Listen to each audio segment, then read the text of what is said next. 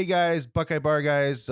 We wanted to thank you guys for tuning in to us here on Buckeye Bar Talk. Great show we got coming up today. We're really looking forward to you guys listening and watching it.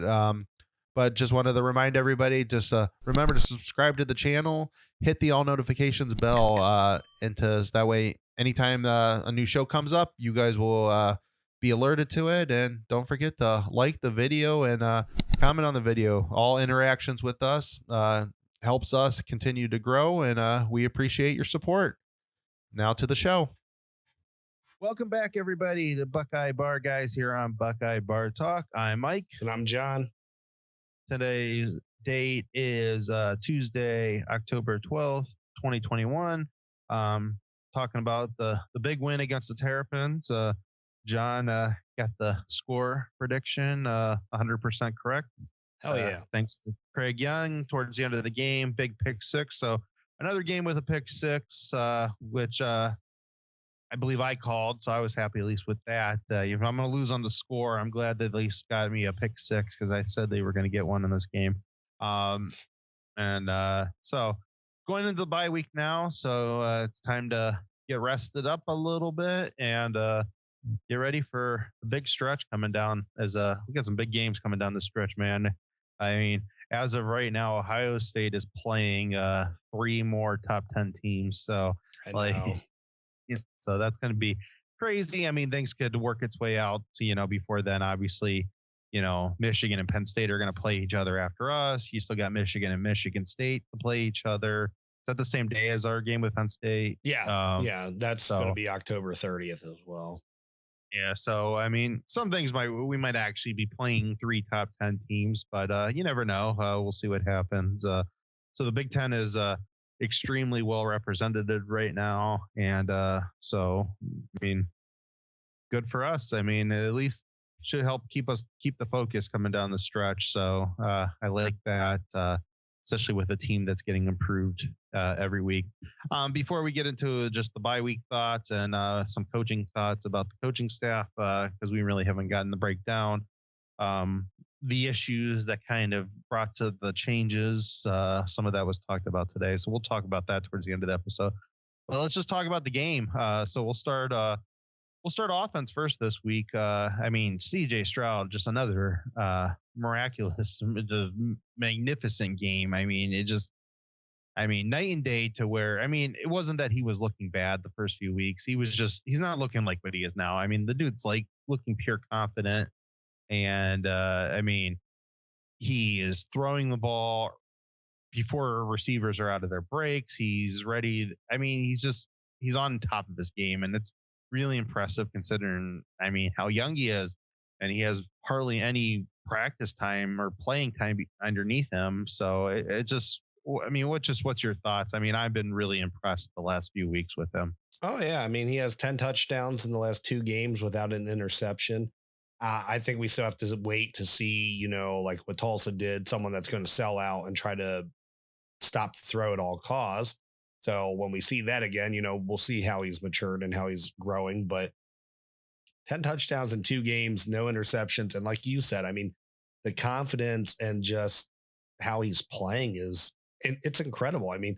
How he is throwing receivers open. Honestly, it's like he already has kind of like that second half of the year confidence that Dwayne Haskins got when he really started putting up numbers, Yeah. It seems like he already has that within the last 2 weeks that he's like, okay, I know he's going to be there if I make this throw, and he's just letting it rip. And he's looking great. As like you said, that it's the whole, like, if I'm even, I'm leaving type thing where Justin Fields had to make sure the guys left before he threw the ball. Like CJ, there's none of that with him. If they're even, he knows they're leaving, and he's tossing the rock, and it's just leading to huge plays. And those 3 receivers they're eating big time. And we saw, Henderson out of the backfield in this last game. Like it was something that we hadn't really seen yet. We've seen him be a great runner, and I know we saw a pass catch in that first game against Minnesota, but not like what we saw there. That was something that was behind the line of scrimmage. Yeah, the difference between that one and what we saw this week is, that one was all him. that was just a quick throw and then just let him do his thing. I mean, those wheel routes he was running and getting out of the backfield and going down the sideline and just being it just shows if you're not paying attention to him out in the passing game, you're screwed because I mean, again, just another person that could take anything to the house. I'm so looking forward to seeing him more in a screen game.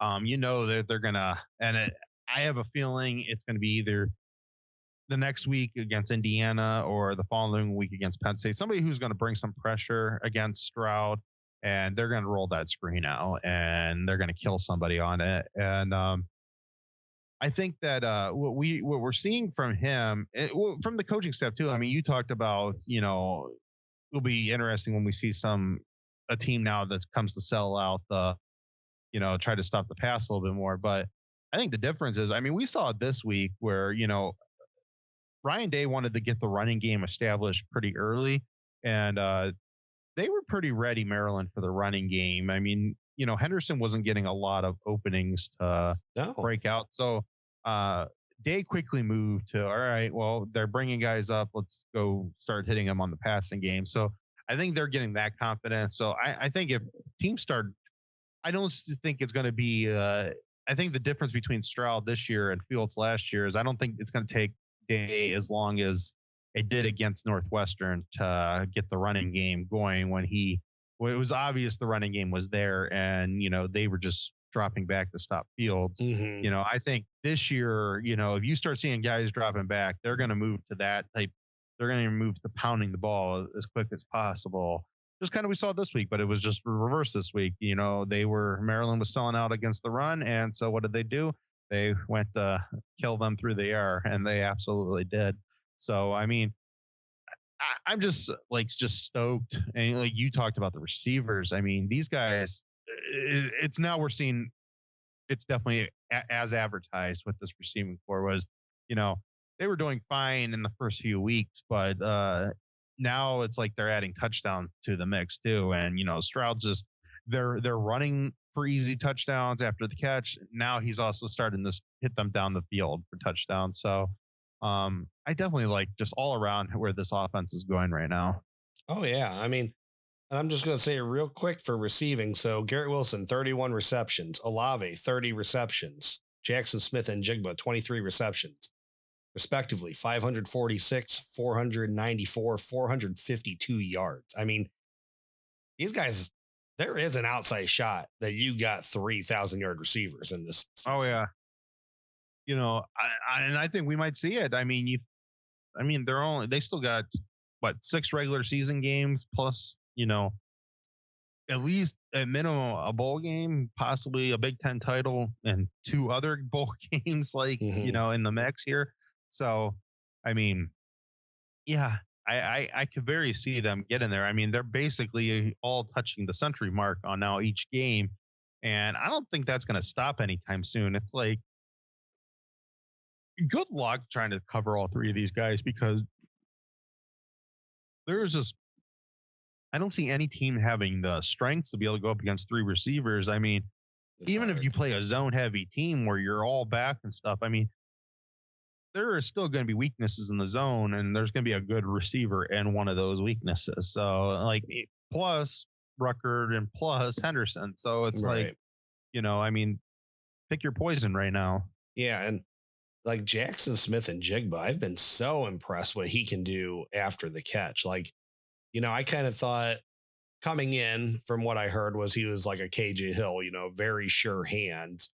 And then I learned that he was a little bit more athletic, but I mean, he's not Paris Campbell, but he's kind of like a cross between, Paris Campbell and KJ Hill, that he has the hands, route running. He can do those things as a slot receiver like KJ could do, but then he can turn it upfield for, 20, 25-yard gain. And sometimes he gets to the end zone. Yeah. Yeah, I definitely, he's just phenomenal. I mean, I'm really been impressed with him. It's just, I mean, what you got from the other 2, and they're really showing it that, I mean, they're the best 1-2 combination in the country. Oh, it's not. I don't know if it's necessarily that close. Yeah. and they might not be the best 1-2-3 combination in the country, which is, I don't think that's that far fetched. I mean, I haven't seen a lot of teams third receivers, but I can't imagine any team at their caliber has a third guy that's as good as him as JSN. The other two, I mean, it'll be interesting. I think a lot of NFL teams are extremely high on Garrett Wilson. I think that they could easily be the number 1 and 2 receivers in the country coming off the board. I mean, it'll be interesting to see how everybody, I think Olave is the one is going to prove himself to the NFL teams, but I think he has proven himself to the NFL teams. It's just, what do they want? What don't they want? And, the way I look at him, I mean, he could very easily be another Terry McLaurin in the NFL. No one expected him to be as good as he was. And, Olave is arguably a better route runner than he is. And I mean, yeah, I get in the NFL, he's not going to be running as wide open as he is right now, but he doesn't run wide open because of his, speed and stuff like that. I mean, he's not Ted Ginn Jr. just running by people. I mean, he fakes people off unbelievable routes, then gets wide open. I mean, that's crazy. How he does it. It's funny, actually, on Twitter, another Buckeye fan and we kind of had a maybe misunderstanding, not so much disagreement, but like something came up about JMO, which we can talk about him more later if there's time. And, I like Alabama fans, they think that, they got the best receiver we had on our roster. They didn't. Ohio State fans are upset with some Ohio State fans are upset with the success he's having in Alabama because, he should be having that here. That's our blunder that he's not. It's like he wouldn't be seeing the field. Like he would see the field, but he wouldn't be seeing anywhere near this success. And so I was saying, maybe somehow Jameson Williams climbs into the first round and maybe someone goes and gets him before Olave. I don't think there's any chance that someone would get him before Wilson, but just based off of what he can do with speed. And it's like speed right now in the NFL is so coveted for receivers, and the guy was like, are you calling Chris Olave slow? Like, come on, man. He's not slow. I'm like, I didn't say Chris Olave was slow. And he's like, well, you thought Jameson Williams was going to go before him. Like, I never said Jameson Williams going before him. I said there's only one thing Jameson Williams does better than Chris Olave, and that's he's faster in a straight line. And that's it. Like, I'm literally saying Chris Olave is better than him at every other spot of being a receiver. Yeah. And that's his one chance that he would get drafted above him. Yeah. No, I agree with that. I mean, I know the joke was going around, we talked about this. I think you heard it from somewhere, but that Chris Olave coming back, save Alabama's receiving core this year. I mean, they lost a lot last year, and I mean, nothing against Michi. I mean, he's a really good receiver, but he's not, the two that they had from last year. They lost a lot over the last 2 years. I mean, when you lose Henry Ruggs, Judy, Devontae Smith, and Jalen Waddle all within a 2-year period. I mean, that was a hell of a recruiting class or recruiting classes to have all those guys on the team at once. And now you can see why Tua had his numbers and, Mac Jones had the numbers he did. But even though, Jalen got hurt halfway through last year. But yeah, I mean, that's like they lost a ton. And James Williams did kind of save them because he gave them back that deep threat that could take the top off the defense. And yeah, Chris Olave saved Alabama, at least their passing game. Yeah. So I'm definitely pretty happy where we're at with offense. Definitely want to get some good rest in now and get ready for Indiana. We know Indiana now is a night game. So, it'll be interesting when they list the Penn State game. I mean, I'm assuming it's probably going to be in that between 3:30 to 8 o'clock slot. It seems like it's going to be an ESPN game from what a lot of people are saying. Yeah.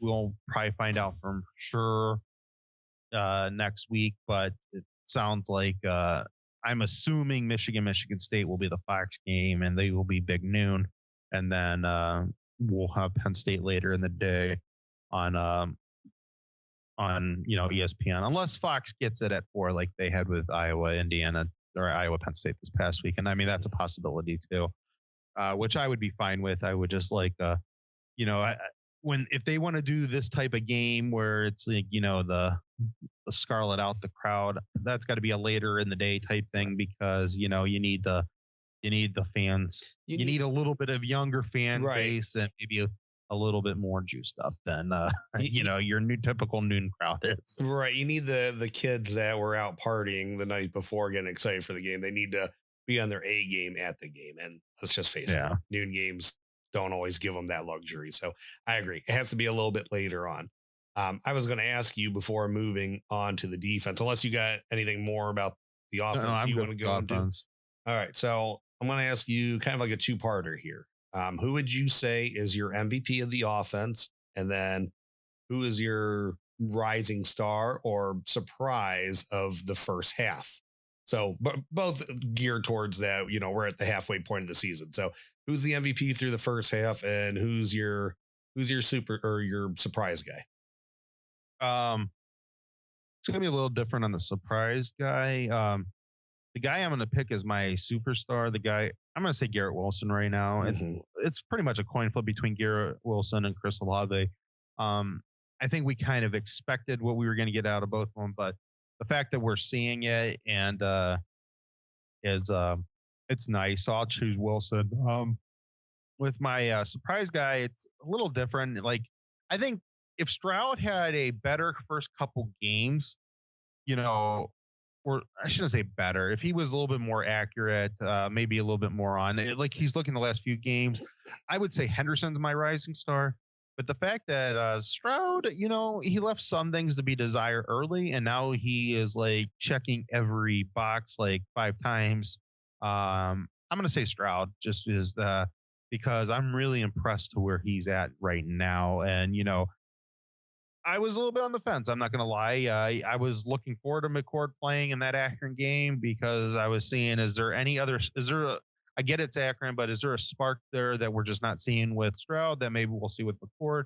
I didn't see it from McCord that game. Not saying that he couldn't eventually get to there, but I mean, that was his first game. So, it happens, but I didn't see it. So I was fine with them going back to Stroud after that. And Stroud has proven any little doubts I had in him completely wrong. So I think he's my rising star right now. And I think by the end of the season, he could be my team MVP and supplant Wilson in that type of matter, because I mean, he's the guy that gets to touch the ball every play, and he's starting to look like the quarterbacks that we've had over the last 3 years.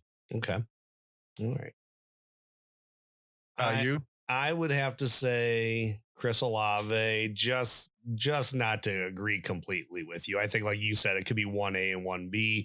Olave did have a couple slower games. He got back on track, though, and he's gotten back on track in a big way the last 2. So he's looked phenomenal the last 2 games. I mean, Garrett Wilson, he's uncoverable too, though. So, I mean, you really can't go wrong with either one. And kind of like you, I'm not going to say Stroud is the rising star, because the guy's in the Heisman talk right now. So I'm going to throw some love out to someone else. And I'm going to say Jackson Smith and Jigba, because I didn't realize, I knew the kid was going to be really good.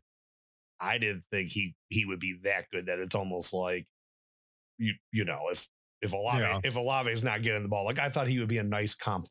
I didn't think he'd be a legitimate, he could be our leading receiver every game of the season, and we would be fine with it. Yeah. No, I agree with that. And Jackson Smith and Nick Jibba, we knew he was good. I don't think you would realize he was that good. And I wasn't expecting him to be this good with, Olave and Wilson in front of him. It's literally like, hey, like we just said, we literally could have 3 1,000-yard receivers. And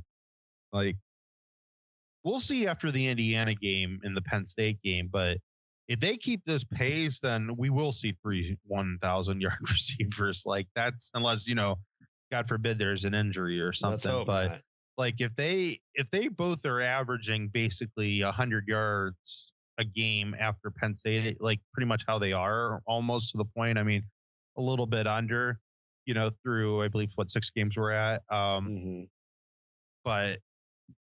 yeah, if they are still there, like, yeah, they'll get there by the end of the year. Yeah, I mean, I don't. What do you what do you even need to average, like 80 yards a game? Probably somewhere around there. I would say 76, something like that. If you just play the 13. So yeah, I mean they're on their way. I mean, they all got a good shot. I think they're all averaging.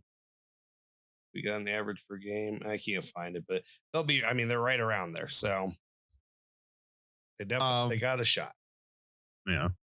All right, defense. So it took them a minute. That first series, Maryland had some good plays in there, held them to a field goal. Basically, everybody on the defensive line shut them down right at the kick the field goal. Everybody got their shot at Little Tua, and then uh, he finally got taken down Yeah. after he spun out of a bunch of sacks, would be sacks to get sacked. Uh, I was very impressed with the defensive line in this game because it seems like they were really coming after him, and they were getting defensive end pressure, they were getting defense tackle pressure, and I, I think you got to kind of throw the Akron game out. So I think this was the best game we saw all year from the defensive line. So I like that because coming down the stretch, if we get more of those, Mhm. and granted, I mean Maryland's offensive line, I don't know where they are in comparison, but they were saying during the game they actually had a pretty good veteran offensive line. So like, I think that was a pretty good offensive line they went up against. So I think if they keep on moving with that against the offensive lines coming down the stretch, I mean, that could be some really good signs for the defense line because um, in the back end part of it, I was still extremely impressed. I mean, every week I'm going to say I'm impressed with the zone. It's getting better. I mean, this was the first real offensive challenge since they played Oregon, and they basically shut these guys down until they kicked the field goal, and then you didn't see anything from them until later in the game. Well, and when you like I told you off camera last week because you and we both I think thought I think we predicted. I know you for sure did that the defensive line was going to have a better game this week than what we had seen against different competition. And I agreed with you, I think. But then I had looked it up, and Iowa didn't get a sack against Maryland. And I Yeah, was like, oh, I don't know, man. We haven't got a sack. We've had a couple no sack or only one sack games, and Iowa didn't get a sack against these guys. So I'm really not sure how confident I am, how pretty it's going to look. We got five.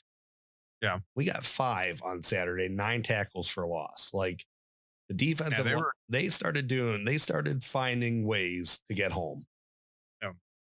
I mean, what we're seeing on all levels right now, and I mean, Iowa looked extremely impressive, and we'll talk about Iowa here in a minute, and because we'll run by some of the other games Mm-hmm. since it's the bye week. We're starting to see now that these guys, we do have the best players at every position grouping. I would argue that, I would say we have the best position groups out of on every group. I mean, we might not have the best player in each group in comparison. Maybe one team or two teams has actually, maybe a better player or not, but I would argue we have a better group than everybody else in the Big Ten. With maybe right now the push being the secondary, just because Iowa secondary is phenomenal too. Sure, So sure. I'll give that a push because I really think ours is just as good. I think we've seen that the last couple of weeks that, and we might even be more athletic than them. Around the thing when running a similar zone defense. I mean, we're just as much ball hawks as they're being ball hogs. Oh yeah. So um, I'm just glad that the athletes are showing up and our talent showing up. So, what I saw from the defensive line, I was impressed with. If that moves forward, I don't know. We got some tough games coming down the stretch, but I don't know who's going to beat this team. I mean, this team is heads and shoulders better than everybody else talent wise. So, Oh like, yeah. if they're going to dominate a game like that, I mean, who's going to line up and beat them? They got to clean up some tackling. That's still They do. They do. that's still But an issue. it's been better than the first few weeks. And, Mhm. and I think a lot of that is the zone that they have guys there. Sometimes on those quick hitters, I think Maryland exposed us a little on some of the bubble screens to the sidelines but Maryland's got some really good receivers. I mean, they might be arguably the best receiving core we play in the Big Ten. I mean, that's with their best one out, and their second best one got hurt early in the game. I mean, that is a really good receiving core. I mean, that might be the second best to Ohio State's receiving core of the conference. I mean, over the last several years, they've recruited really good receivers, so it shows. They exposed us a little on the bubble screens just because we couldn't get a guy. I mean, there was a couple times we were close to getting off the block. We just weren't getting off the block. And we got to get another guy flowing to that. I mean, and somebody on that side of the field needs to react a little quicker, seeing it. And, so, I mean, that's something that's on tape. We can find cues now and, use it. They got us a little bit on RPOs. They were probably the best RPO team since Oregon that played us. Mm-hmm. So they got us a little bit on the RPOs. But considering what I've seen from RPOs outside of 19, over the last, since 2018, I would say we did all right against them. I mean, it's like they didn't kill us on them, and there's been teams in the past that have literally killed us on those. So and that's what that zone. If you can keep yourself from being too aggressive on those looks, you should be fine against those RPOs. Hopefully they're not just chipping away and getting a bunch of first downs on you, but just if you stay controlled, they're going to be better with it, and they have been.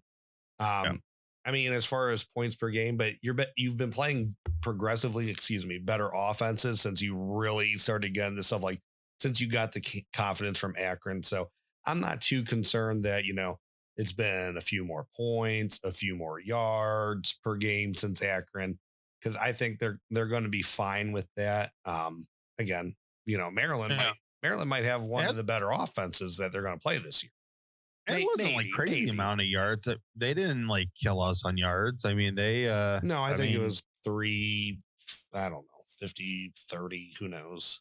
With that offense, I'll take that. We gave up 17 points. So 335. I'll take a 300-yard game. Right. I know, 335. I don't need the defense really to keep anyone under 400 yards. I know that might sound crazy.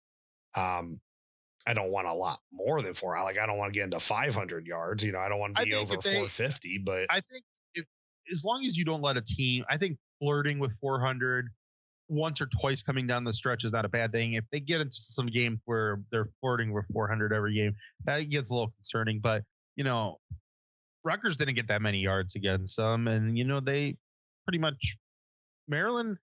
A huge chunk of Maryland's yards came in the second half when Ohio State was really starting to wind down the game, and you were getting some younger guys in there that aren't getting a lot of playing time. So, I would say probably 125 of those yards, maybe 150 of those yards were really in garbage time. So sure. You'll live with stuff like that.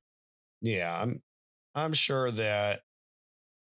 I mean, I'm sure I can look it up how many yards were gained towards the end there. So end of second. Yeah, I mean, you had a couple of drives there. Like Maryland had a 75-yard touchdown that put them at 17. 10-yard drive, 28-23 at the end. So that right there, I mean, that's 125 in the second half.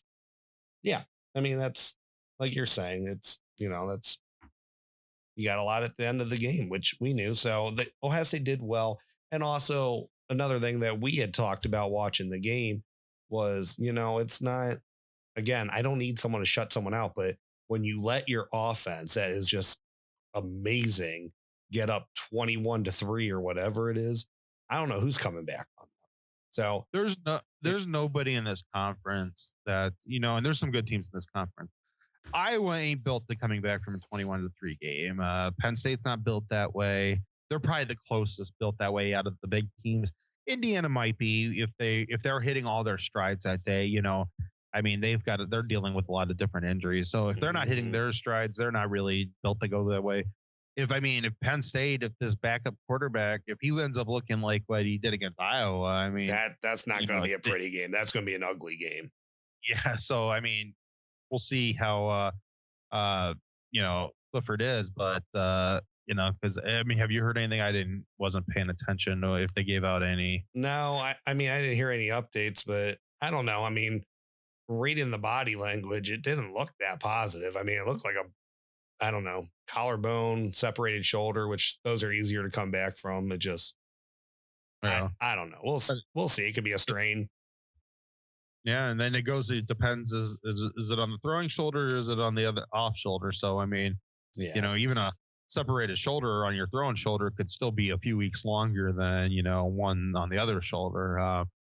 So yeah, none of these teams are built if they come back on a team. I mean, Ohio State jumps all over you. They're up 28-10, nothing, 28-3, 21-3, whatever. You get behind like that to them. I mean, you're going to be facing a defense that's really going to start pinning. You're going to go back to start throwing the ball. They're going to come at, you're going to see 5 sacks. That's what Maryland saw. That's what other teams will see. Your quarterback's going to get very exposed very quickly because Ohio State's defensive line under Larry Johnson has always been built for that. I mean, we've always been good against the run, but when we put teams behind us, those rushing packages that they throw at teams, they're nasty. And, we've seen that for how many times over the years. When Larry Johnson gets to start pinning his ears back, he's deadly with his teams. And then this year's no different. Yeah. And I mean, we touched on it. This was the most impressed I had been with the defensive line this year outside of Akron, but this was a better competition. So this has to be more impressive in, everyone's eyes. You know who I was actually most impressed with though this game? Linebacker unit. Yeah, they were finally it finally seemed like for an entire game, they were really kind of in control of themselves. Yeah. The sideline stuff, I really liked a lot of the stuff I saw from Mitchell. I've been really impressed with Cody Simon the whole year. I will give Tommy Eichenberg, he looked good the last few weeks. I don't know. It's again, this defense, it just suits him better. And he's just one of those guys again. He's just not having to think a whole bunch of stuff and he's reacting good. And that's being in the position that he's in is reacting good is awesome. Mm-hmm. Let's talk about Steel Chambers for a second. That dude is did he play running back last year or was he playing linebacker? He doesn't look like he's out of place. Steel Chambers led the team in solo tackles. I mean, total tackles, Simon and Eichenberg, and maybe Hickman. No, Hickman had one less. So they were all tied, those 3 linebackers, but he led the team in solo tackles. I mean, not only is he always in place, he sees the ball, he attacks the ball, he's very instinctual, but he might be the best formed tackler on the team. He hits people and they don't go away. There was one play where the defensive line completely misread the screen and there was an open screen and he ran right through a lineman and made the tackle for a 4-yard gain. And I was like, oh my God, Steel Chambers is, he's what's crazy. And we probably have to see him for a few more games, but he's starting to get that what Bourne is it? It's not Jacoby, right? Who's Zach? Zach was the converted. He's starting to get that Zach Bourne feel for him that he's becoming that stud defensive player when he had just unbelievable how he's looking right now. Kind of Chris Gamble-ish too. I mean, maybe not Chris Gamble per se, but he's making plays. He gets moved over from offense and he's making plays. It's crazy. Yeah, I know. I'm very impressed. Kind of what you were saying with Zach Bourne, though, is I know Zach Bourne had Shazier there, so he obviously Zach Bourne wasn't the best linebacker on 12, but he was a hell of a contributor. There are garbage cans in Columbus that say differently. Thank you. Very true. But Steel Chambers, he's one of the top 3 linebackers, I think, on the team right now. Yeah. And that's not to take anything away from, Taraja Mitchell or Eichenberg, which, who knows, maybe one of those guys are up there with him. I think Cody Simon and Steele are your top 2. Ote, you haven't seen much of him this year. So when he came in against Tulsa, I think It was, yeah. he flashed against one of them. So, I mean, I would like to, you want to see more of him, but I just think, they're getting so much more comfortable in this zone that they can attack sideline to sideline and start coming downhill and stopping these like the running backs or, offensive players looking like silver bullets there, that they're coming downhill and they're running through people. Yeah. And then going off the linebackers, I mean, not to say much about the secondary. They're still not challenging our outside guys at all. Like whatever right now Denzel Burke and Seven Banks are doing is must be out of this world, because every time the balls are thrown to their sides, the receiver ain't running free. Like they're literally running right with them. And half the times they're an overthrown ball or they're out of bounds because, the other quarterback's just not that good at getting a pinpoint pass because they're blanketed on these guys. So, it was never going to be the outside guys, but I'm really impressed what I'm seeing with the outside guys. I mean, they're both extremely, and Cam Brown, when he was in there, I mean, poor guy got hurt again. Yeah, he got hurt again. I mean, I think Seven and Denzel Burke were showing that they were the two better corners on the outside. But I mean, Cam Brown was showing it too, to a point. And the middle of the field was always the worrisome. But I mean, Ronnie Hickman is on pace to get 100 tackles. Ransom's looking good. Bryson Shaw's looking better in this new role. Looking much better, now that he's got extra help back there with him, that it's not just him. So Marcus Williamson's looking good. Cam Martinez is looking good. I mean, the middle, it's been just after a few games, it seems like, and it will definitely be interesting once we see better slot receivers and better tight ends coming up. But they are looking really good right now in the middle of the field. And it just, that zone defense just really, really is just bringing their athleticism out. I mean, I know we're sounding like a broken record with it, but I mean, they're just playing a lot better.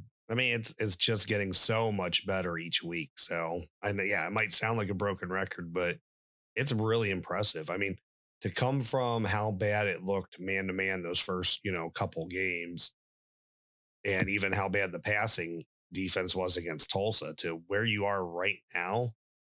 Yeah, I mean, it just, you can only be really optimistic about it. Yeah.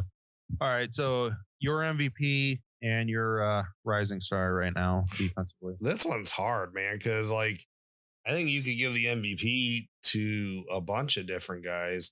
I'm going to say, and I hope he's okay, the heartbeat of the defense, Haskell Garrett's going to be my MVP as of right now. I mean, the way Day talked was, he's going to rest this week, and hopefully we have him back for Indiana. So Day's been pretty transparent. He's not transparent at all with what kind of injury it is, but when it's long term, he's been transparent that, he's going to be gone for a little bit getting healthy. So hopefully Haskell Garrett's back against Indiana, because we sure as hell can use them. So that's who I'm going to say is MVP. Surprise performance. There's about a million true freshmen I can say here. I gotta say Tyleik Williams, just because he was kind of I don't want to say forgotten, but it was oh man, we got JT Tuimoloau, we got Jack Sawyer, we got Michael Hall, we got this huge defensive line haul, and we got this huge guy that he's got to lose a bunch of weight, but he'll be good as a nose tackle here in a couple years. And it's dude's shining already. Yeah, he's already looking like one of the best nose tackles in the country. My MVP right now is Ronnie Hickman. I mean, the dude's all over the field. I mean, he has been the star in the back end of that defense, and now everybody seems like they're starting to rise up with him. But I mean, he's just everywhere. He's on pace to get 100 tackles. He's wherever the ball is at, he's at. I mean, he's made a couple missed tackles here and there. He's got to take a couple better angles at different times, but damn, he's been good. Yeah. And I've been loving what I'm seeing. And we already talked about it. My rising star right now is Steele. I mean, Like he went from early in the season that, okay, he's just going to take maybe a couple reps here and there. And now he's going to get legitimate reps coming down the stretch. Like he's going to be playing a lot of reps in a lot of these games because he's just so sure. He's a sure tackler. He's wherever the ball's at, he's always at there. Like, yeah, I know. He's got great athleticism. So yeah, that's the two I'm going with. I love Steele as a running back too. You know, I loved his running style. I hated that he had trouble holding on to the ball, but I'm happy the switch happened because this guy, he is a legitimate linebacker and he could play in the next league, or he could play in the league, the next level as a linebacker. Yeah. All right. So that's just kind of our thoughts on the Maryland game. It was a nice win. Now I kind of wanted to talk maybe just about a few other of the games that happened this week. We won't go into anything crazy down the thing. So basically, I would just want to go over Iowa, Penn State, just our thoughts real quick. Our thoughts on Michigan, Nebraska, and then we'll wrap it up with our thoughts on Alabama losing to Texas A&M. Iowa, Penn State. So game lived up to everything I thought it was going to live up to. Yeah. First half, for sure. And then once Clifford got hurt and that it was like a matter. I mean, Penn State's defense was still keeping them in the game, but it just seemed like this is a matter of time for Iowa to take control of this game because Penn State really went from, at least they were actually moving the ball really well against Iowa and they looked like a better team for, early in that game. But once Clifford went out, it's like, I've had my comments on Clifford, but I didn't realize it was that much of a drop off to their backup, and it was a bad drop off. Yeah, he didn't look good, man. That was a rough game, like you said. I think Penn State outplayed them until Clifford went out of that game, and then they couldn't do much, and it was a matter of when, not if, that Iowa was going to win that game. So, but kind of went how we expected. We said it was tailor-made to be a very end of the game type final outcome. It was going to be close. Both teams I think we said, you want both of them to walk away feeling like they won. Maybe they both walked away feeling like they lost. I don't know, but it was a close game, and it helped Ohio State out because it wasn't like one of these teams was going to drop huge after that. Now, I want to see if you feel the same way that I feel. And now, let's preface this. I would probably make this exact same statement a few years ago when Iowa just beat the hell out of Ohio State in 2017. Mm-hmm. If Clifford is healthy here in a couple of weeks, Penn State is still the tougher game out of these two for the Buckeyes because I do like Iowa's defense. But I saw nothing out of Iowa's offense that scared me at all. And with Iowa's defense, that as long as I think your three receivers can still run wide open against these guys, and as long as Stroud is playing the way Stroud is playing, that I just think if Clifford's healthy, that could be a war in a couple of weeks where if we play this Iowa team undefeated, like I'm not going to say it's going to be 59-0, but I saw some stuff out of Iowa this week that, like, I wouldn't mind if they were undefeated at the end of the year because I think that would be one hell of a cherry on top for Ohio State. And I think Ohio State could beat them by 3+ touchdowns. And I don't disagree. I mean, I just think, when you look at it, is like Iowa plays great sound defense, but we've seen this, this with Northwestern and Wisconsin years before. They don't have the horses to run with Ohio State. So yeah, you might run your zone and Ohio State might just bust it and, gash you for yards up and down the field. And I don't know how I don't think they're keeping Ohio State out of the end zone, not consistently. And I don't think they don't got what they need on offense to stress Ohio State's defense, especially if Ohio State's playing this, no chance, no risk defense that they are starting to play now, where everything's in front of them, and which is going to set up a lot better. Is not that good. He throws the ball up, it's a pick. It's going to set up a lot better against Iowa when Iowa tried to run in 2017 against them. There's not going to be a lot of backs turned and tight ends running free. I mean, everything again is still going to be right in front of you. Yeah. And so they're going to actually run a defense much better suited to play Iowa. But my point, I mean, just my point to that is there was a point in this game where Penn State was gashing them. And Oh, yeah. Like, I don't if I mean, like we've said that these teams are, they're set up not to be like blowouts against each other. But if Clifford doesn't get hurt, I mean, I think they win that game by 14 points. Like it just felt like that they were just the better offensive team and they were better. Penn State's offense was better than Iowa's defense, and Penn State's defense and Iowa's offense, was a wash basically. Yeah. I just think that if Clifford doesn't get hurt, Penn State probably in their type of game easily wins it. Yeah. I could see maybe a 10-point win, but it was unfortunate how it happened with them, because they were looking like the better team before Clifford got hurt. Well, Michigan, Nebraska. So Michigan's still undefeated. There was a part in this game where it kind of felt like that Nebraska was gonna start just beating them. Mm-hmm. And give Michigan credit, they hung tough in there when it seemed like Nebraska might have was finding their sweet spot. It was really challenging Michigan's offense, and they were starting to move the ball offensively themselves. But Scott Frost still can't find his signature win, and he loses another one. Not focusing so much on the game itself. Through these games, what is your thoughts right now on Michigan? I mean, I still like Michigan's defense. I like Michigan's defensive coordinator. I've not been sold on their offense all year, but I slightly feel a little bit better about their offense that their offense is more competitive than I thought they were. I think that Haskins and Corum are a great complementary to each other. Their offensive line ain't bad. I'm still not sold on McNamara. I think if you get him into where he's playing a much better, I'll be much more interested to see how he plays against Michigan State, Penn State, and Ohio State's defenses coming down the stretch before I'm ready to crown him anything thing. I just think he throws the ball up in there too much. I can't believe he doesn't throw more picks than he does.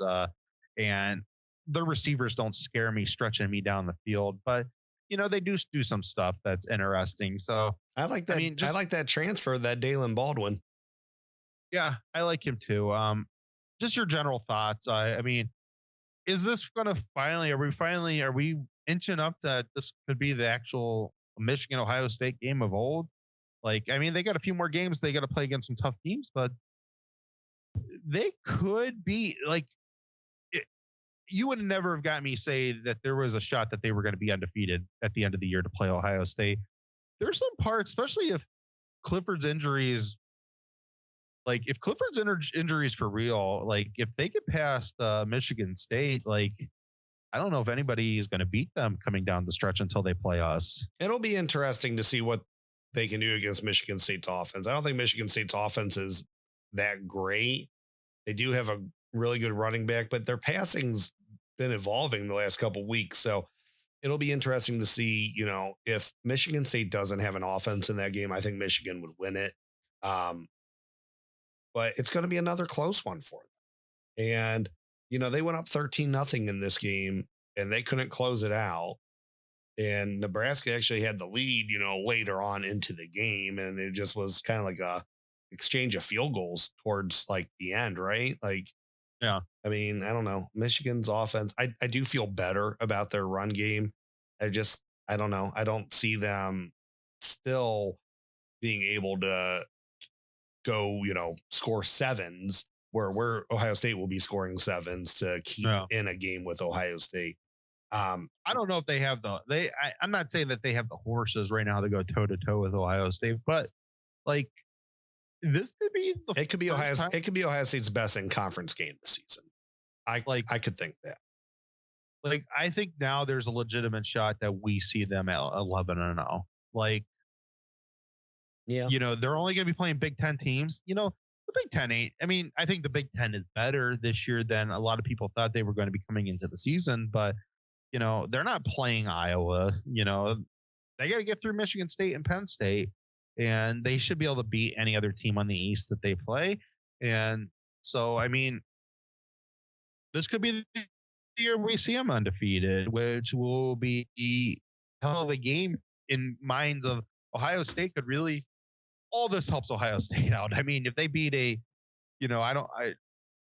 Penn State at least get to the 30th with just the one loss, beating Penn State at one loss, then, possibly beating Michigan State at one loss or two losses, and then beating an undefeated Michigan, and then possibly playing an undefeated Iowa, this is a stretch that, I mean, you want to talk about something that catapults them into the Big Ten or into the playoffs. I mean, they have a schedule that's setting itself up for it. Oh yeah. You got a great resume coming up as long as the other Big Ten teams, keep winning for sure. Yeah.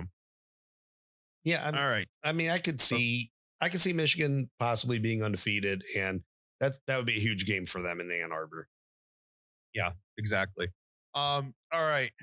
A&M, Alabama. So early in this game, I was like, all right, Alabama's going to run away with this one. A&M's playing good. They're up for it. But then when Alabama caught them, I'm like, okay, they're going to score 2-3 more touchdowns. And, this was a good game early, and Alabama's going to end up winning by, 2-3 scores. Yeah. So, and then go ahead.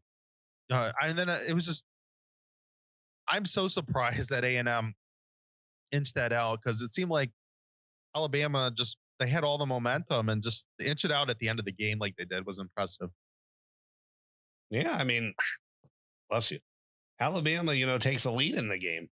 They came back, and there's a point A&M has a 2-score lead, and Alabama comes back and they have a 7-point lead at a point in the fourth quarter, and A&M finds a way to tie it. Not only tie it, finds a way to win the game. So yeah, props to A&M. A lot of people thought they were going to be really good this year. They've lost a couple games. They don't look great in their losses, but when it mattered, they showed out. Everyone that said Alabama is them and Georgia are just on a different level than everybody else. I don't know. Bama seemed kind of vulnerable at different times this year, and this is another one. Now, this is usually where Saban gets, super pissed off, and his teams go and just kill everybody down the stretch. So I don't know if they'll have a second loss. But yeah, I mean, I was impressed with A&M. Yeah.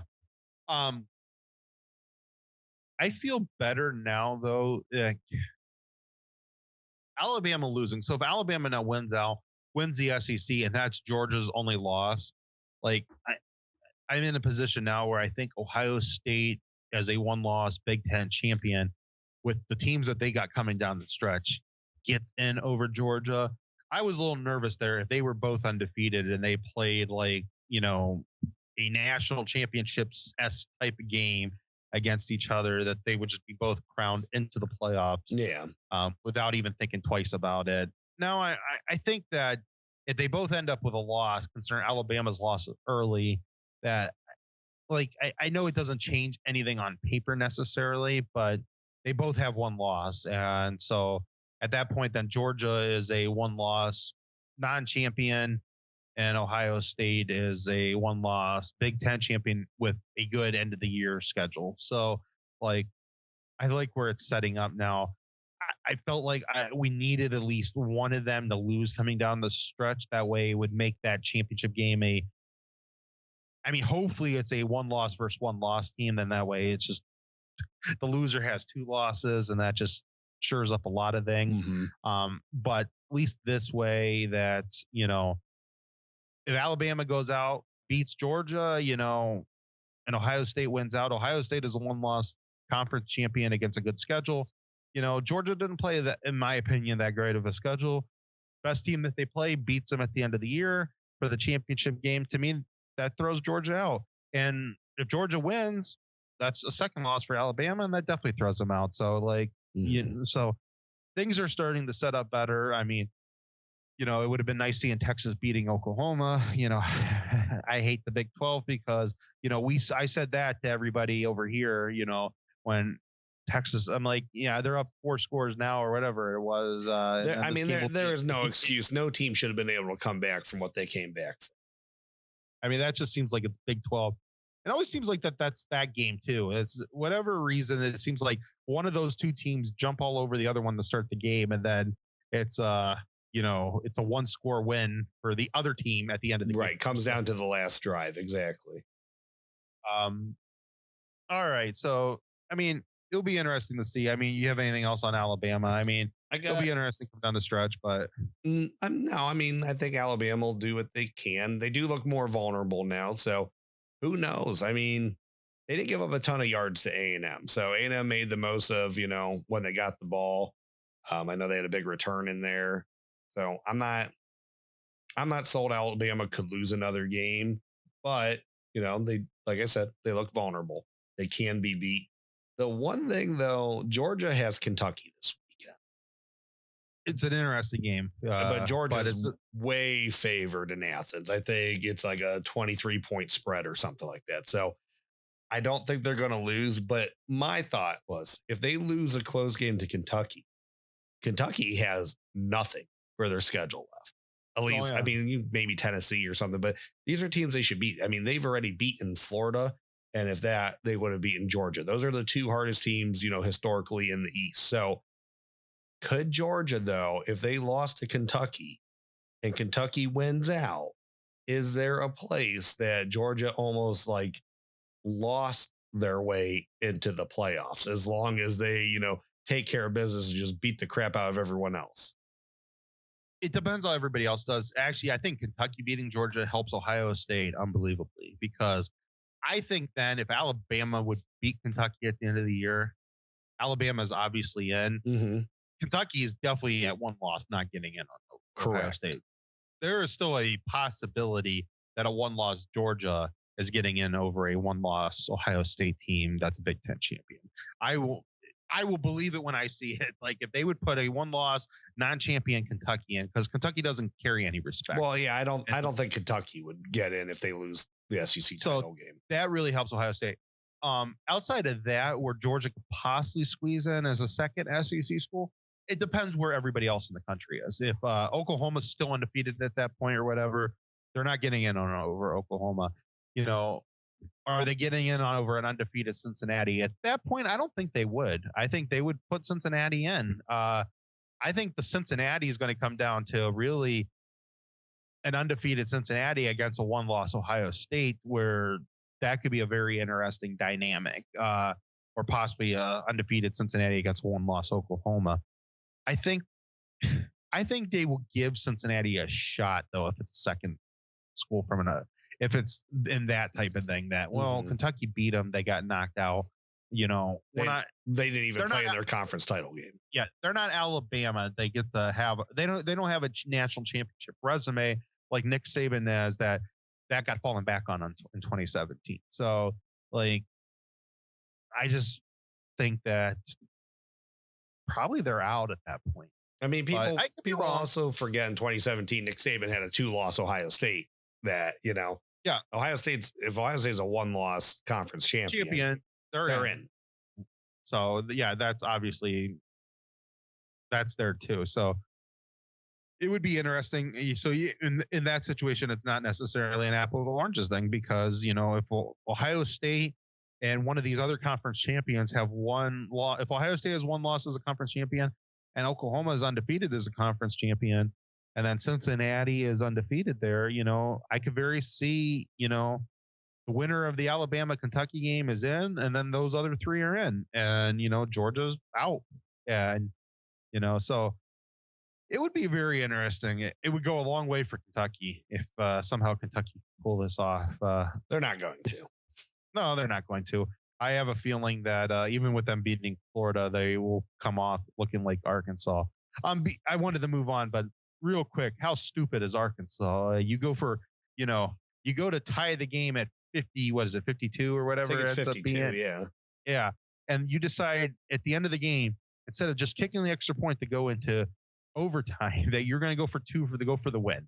Like, yeah. And then Alabama ends up losing. So literally, if you beat Ole Miss in overtime, like you are now on equal footing with Alabama with a chance of playing them with a head-to-head coming up. Yeah. And you could beat them and you could be the one going to the SEC championship game. But no, you decide that you're going to be all cocky and go for two. So that was so stupid. Yeah. I mean, there's sometimes with the coaches, like the over aggressiveness, you got it still. Sometimes like it's okay to kind of have that old school thought process every now and then, let's kick it, go to overtime and see what happens. Cause I know someone was like, well, they didn't trust their defense. Well, they were running, like they were playing with them though. Like, Yeah. they were only down in point. Like it's not like Ole Miss's defense was barn burners either that you needed to get them off the field.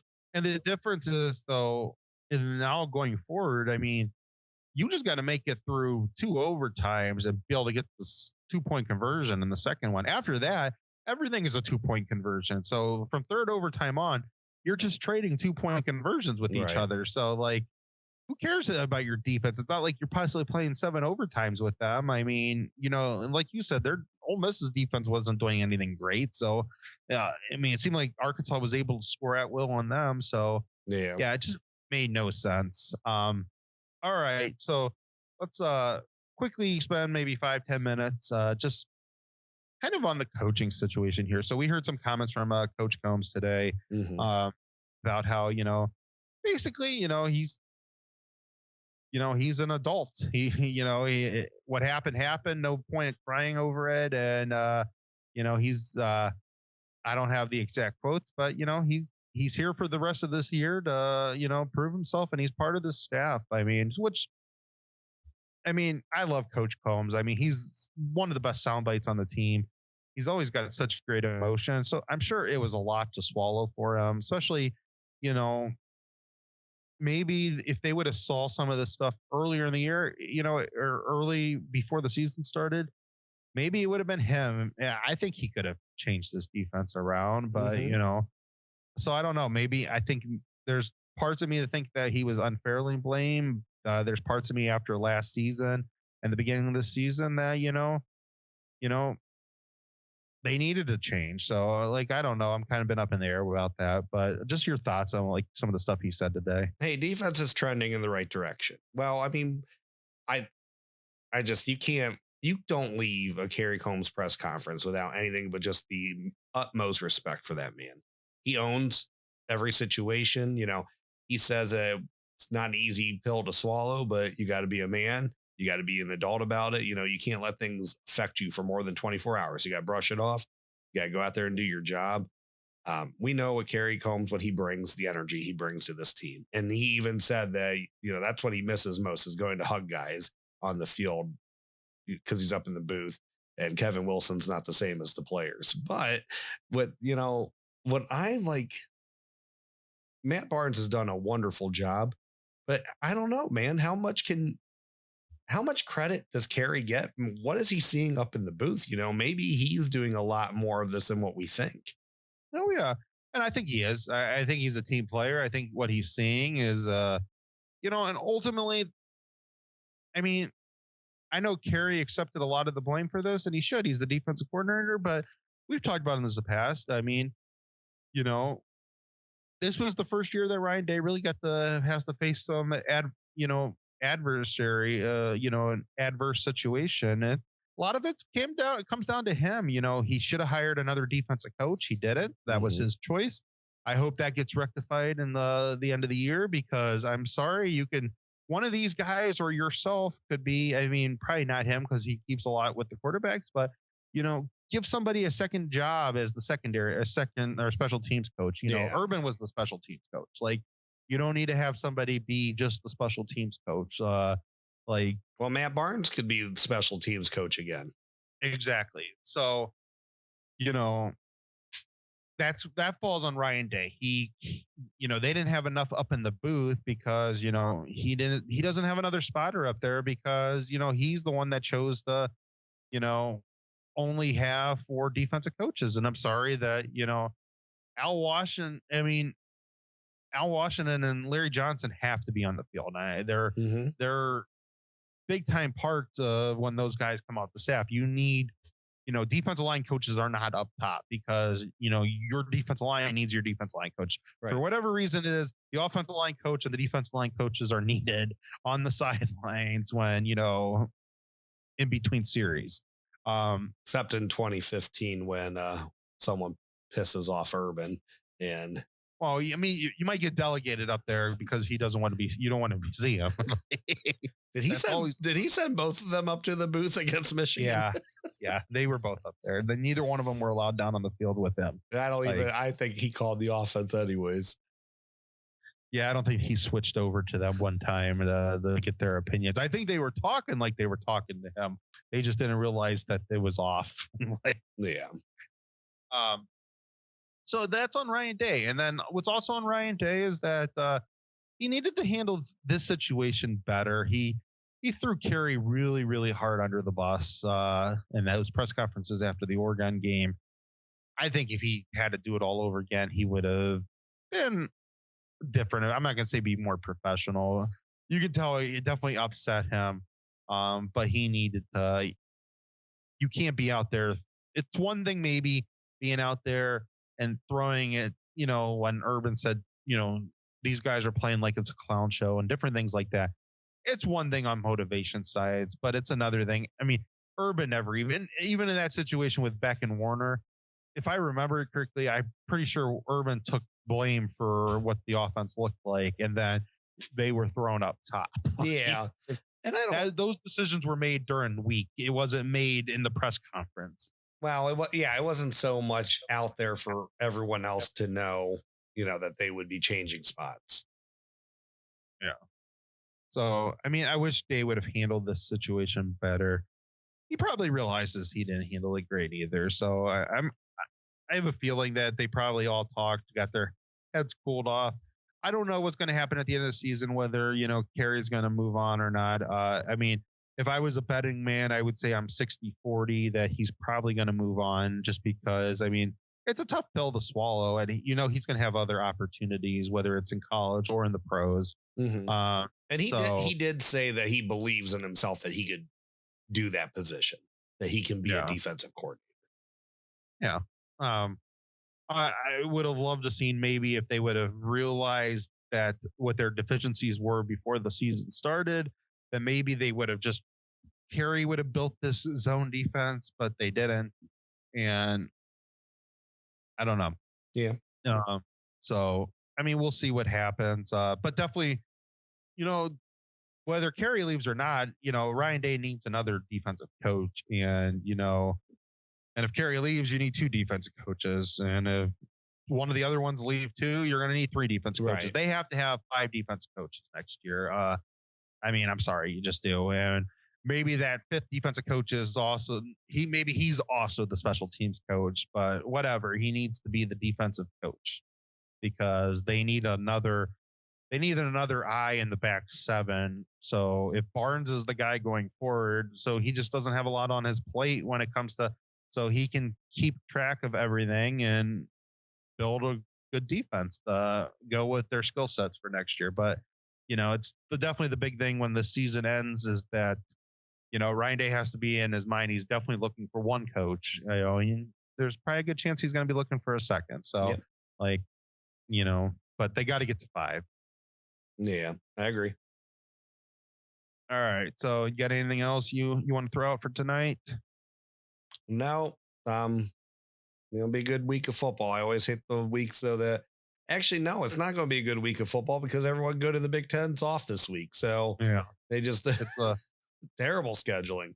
I might watch a couple games this weekend, but it's actually good when the bye week, sometimes it's good when the bye week also follows a, maybe not the best week in college football too, because then maybe you can get you can actually get some stuff done. Yeah, that's true. I mean, I'm looking forward to Michigan State, Indiana this weekend. Yeah, that'll be an interesting one. Kentucky, Georgia will be interesting. So, I mean, there are definitely some games out there. But right, I think we'll call it for tonight, though. That will be the the show for this week. We'll be back next week with a show getting ready for Indiana. So let's take us on out of here. All right. Well, thank you everyone for stopping in tonight at the Buckeye Bar. I'm John. I'm Mike. OH. Thank you for tuning in to this week's Buckeye Bar Guys on Buckeye Bar Talk. Don't forget to subscribe to the channel, hit that all notifications bell so you see when new content is added. And please remember to like and share so we can grow our audience. Don't be afraid to comment. We want to know what you're thinking and we want to know what content to add for you guys. OH. IO.